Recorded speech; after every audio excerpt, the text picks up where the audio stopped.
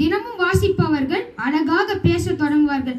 வாசிக்க வாசிக்க சொற்றொடர் அமைத்தல் மற்றும் இலக்கண நுணுக்கம் தன்னாலே அவங்க பின்னாடி வந்துடும்.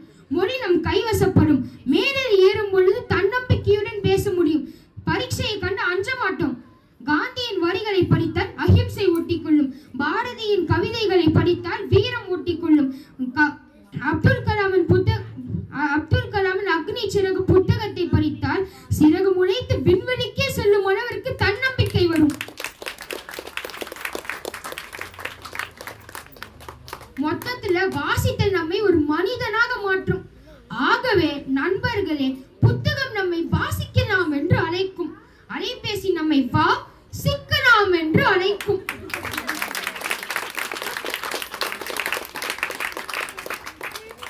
இப்போ எப்படி நம்ம வாசிக்க ஆரம்பிக்கலாம்?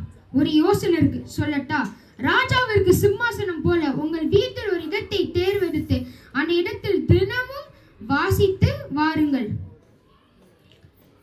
தினமும் அதே இடத்தில் வாசித்து வாருங்கள். சரி, இவ்வளவு நேரம் பேசியிருக்கேனே, யாருக்கெல்லாம் இப்போ உண்மையிலே வாசிக்கலாம்னு நினைச்சீங்களோ கை தூக்குங்க.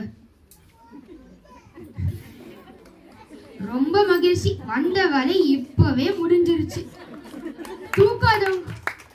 தூக்காதவங்களோட கை நாளைக்கு தூக்கும்னு நம்புறேன். படி, நூலினை படி. சான்றோர் சொன்னபடி ஆன்றோர் ஆகப்படி. நினைவு வளர்க்கப்படி, கற்பனை வளரும் படி. படி, நூலினை படி. காலையில் படி, மாலையில் படி, பொருள் படும் படி. படி, அன்பினை விதைக்கப்படி, அன்பினை பெருக்கப்படி. படி, நூலினை படி.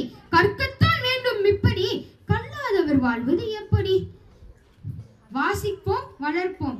வாய்ப்பளித்த மகாலட்சுமி அவர்கள் மற்றும் கல்லூரியின் பேராசிரியருக்கு நன்றி கூறி விடைபெறுகிறேன். நன்றி, வணக்கம்.